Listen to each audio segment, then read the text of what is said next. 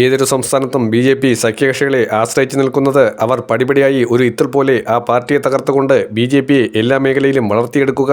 അതിനുവേണ്ടി ഏത് തരത്തിലുള്ള കുതിരക്കച്ചവടത്തിനും തയ്യാറായി തന്നെയാണ് സംഘപരിവാർ രാഷ്ട്രീയം പ്രവർത്തിക്കുന്നത്.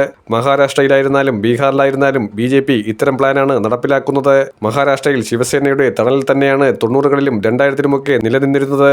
പൊടുന്നനെയാണ് ബി.ജെ.പി. ശിവസേനയെ പിളർത്തിക്കൊണ്ട് ബി.ജെ.പിയുടെ പാർട്ടി നേതാക്കളെ കൂടുതൽ ശക്തരായി കൊണ്ടുവരാൻ ശ്രമിച്ചത്. പല കോണുകളിൽ നിന്നും ഇതിനെതിരെയുള്ള അസ്വാരസ്യം പുകയുകയാണ്. ഇവിടെയാണ് ഇന്ത്യൻ നാഷണൽ കോൺഗ്രസ് കൂടുതൽ സഖ്യകക്ഷികളെ ഒരുമിപ്പിച്ചുകൊണ്ട് പലർക്കും അധികാരം അതാത് സംസ്ഥാനങ്ങളിൽ പിടിച്ചെടുക്കാൻ വേണ്ടിയുള്ള ശ്രമങ്ങൾ നടത്തുന്നത്. വോട്ടധികാർ റാലിയുമായി ആർ.ജെ.ഡിയെ അധികാരത്തിലെത്തിക്കാൻ ബീഹാറിൽ കോൺഗ്രസ് കിണഞ്ഞു പരിശ്രമിക്കുകയാണ്. ഒരുപക്ഷെ തേജസ്വി യാദവ് ഇത്രയുമധികം ജനപ്രവാഹം ഇതിനു മുമ്പ് കണ്ടിട്ടില്ല എന്ന് തുറന്നടിക്കുന്നു.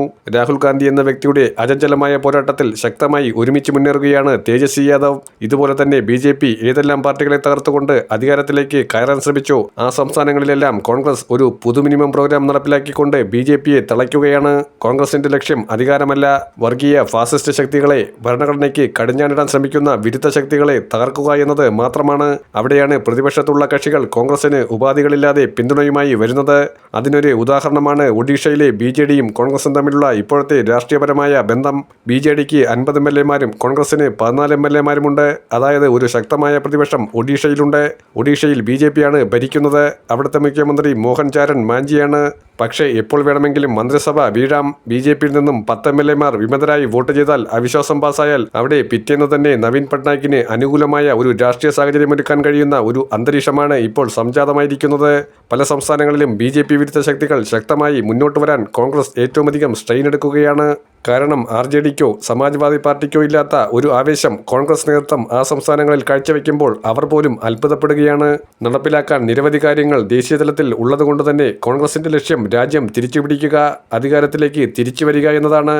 ഓരോ സംസ്ഥാനങ്ങളിലും സഖ്യകക്ഷികൾ അധികാരത്തിലേറാൻ കോൺഗ്രസ് പരമാവധി കിണഞ്ഞു പരിശ്രമിക്കുന്നു. ജാർഖണ്ഡിൽ ജെ.എം.എമ്മിനെ അധികാരത്തിലേറ്റിയതുപോലെ ബീഹാറിൽ തേജസ്വിയെ അധികാരത്തിലേറ്റാൻ ശ്രമിക്കുകയാണ്. ആർ.ജെ.ഡിയെയും സമാജ്വാദി പാർട്ടിയെയും സ്റ്റാലിനെയുമൊക്കെ കൂടെ നിർത്തിക്കൊണ്ട് തന്നെയാണ് രാഹുൽ ഗാന്ധിയുടെ പോരാട്ടം. മോളെ, ഓണത്തിന് പുതിയ ഫ്രിഡ്ജ് കിട്ടിയല്ലോ, വലിയ ലക്ക. അമ്മേ, കേരളത്തിൽ ഇപ്പൊ വെറും ലക്കല്ല, നന്ദില ജിമാർട്ട് വക്കാലക്ക.